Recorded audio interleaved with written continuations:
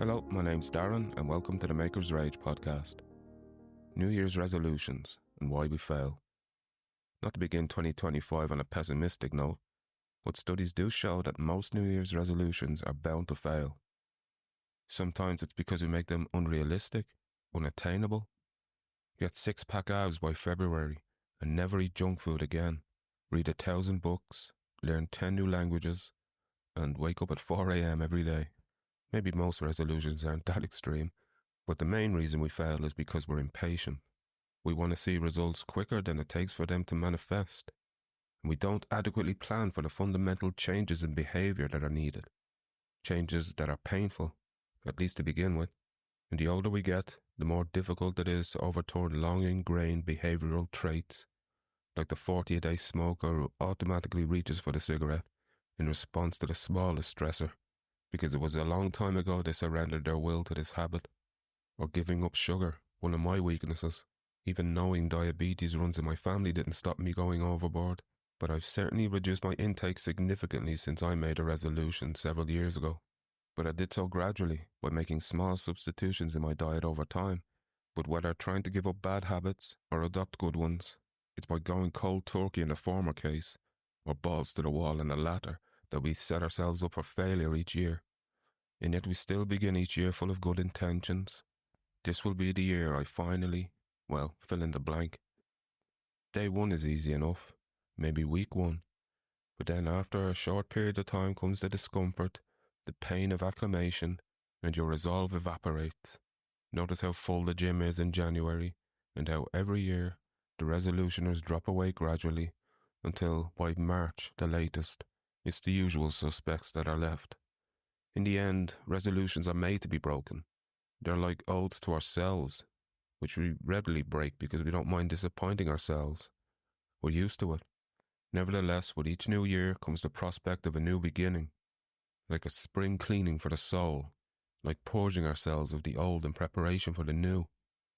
It's no accident, of course, that January occurs not long after the winter solstice, the shortest day of the year, after which each day grows gradually longer, the mornings and evenings brighter. Hope is the thing with feathers that perches in the soul, said Emily Dickinson. But it's also one of the evils in Pandora's jar. It doesn't require effort to hope. It promises much but rarely delivers. Yet we can't help looking in its general direction. Much like its counterpart, regret. We look forward to one and backwards on the other. Forward to what hasn't been done, backwards on what can't be undone. Like the two-faced god Janus, after whom the month of January is named. The old year's hopes its heart laid down, as in a grave, but trusting said, the blossoms of the new year's crown bloom from the ashes of the dead. Helen Hunt Jackson's poem reflects this old-new dichotomy, backwards, forwards, false, true. The root of the word Janus or Janus means arched passageway or doorway. Incidentally, the English word janitor has the same etymology, a spring cleaning for the soul. In fact, New Year's resolutions go back to ancient Babylon, and these were made around springtime, in March or April. Still a time when the year is young, and enough time to make good on them. Babylonian resolutions tended to be small, achievable, like paying off a small debt or getting up a little earlier in the morning, because when they made their resolutions, it was with an ode to the gods, and the prospect of incurring their wrath, the wrath of Marduk, say, can be a strong motivator not to disappoint.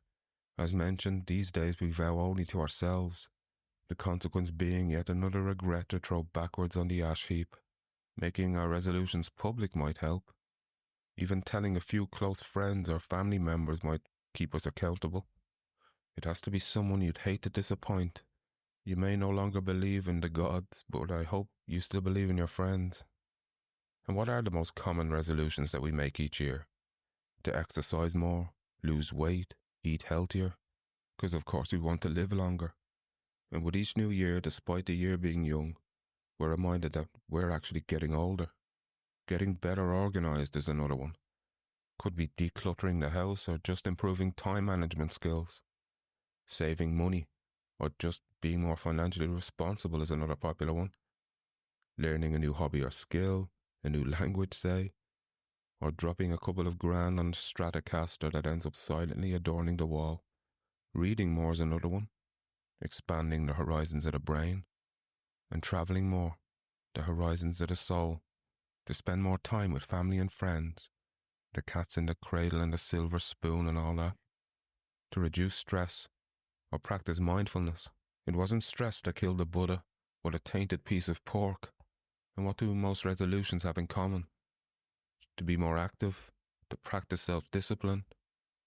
For what we neglect to sow now at the beginning of the year won't flourish when it comes time to harvest. But what we want to harvest at the end of each year isn't grain, but a more fruitful and abundant life. Carpe diem, in other words. Carpe annum. May envy quit your dwelling and hatred leave your heart. May you rejoice in telling your brother's better part. May you be glad you're living, however dark your way, and find your joy in giving your service to the day.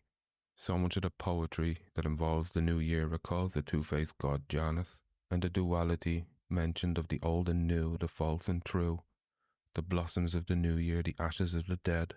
The new is but the old come true, said Helen Hunt Jackson again. Sylvia Plath found herself bewildered by how unfamiliar the new can be. This is newness. Every little tawdry obstacle, glass-wrapped and peculiar, glinting and clinking in a saint's falsetto.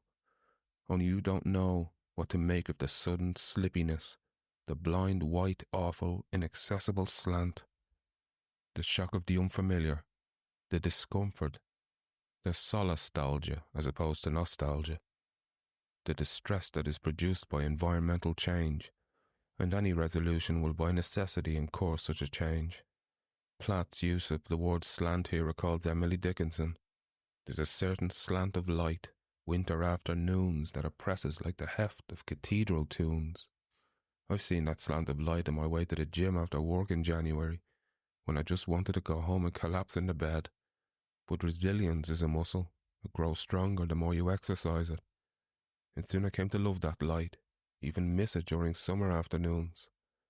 For D.H. Lawrence, who on New Year's Eve made no resolutions, and ignored the temporal duality of old and new, beginnings and endings, and stripped Janus bare of his mythology, until he saw there are only two things now, the great black night scooped out, and this fire glow the core, and we the two ripe pips that are held in store. Listen, the darkness rings as it circulates round our fire. Take off your things, your shoulders, your bruised throat, your breasts, your nakedness, this fiery coat, as the darkness flickers and dips, as the firelight falls and leaps from your feet to your lips.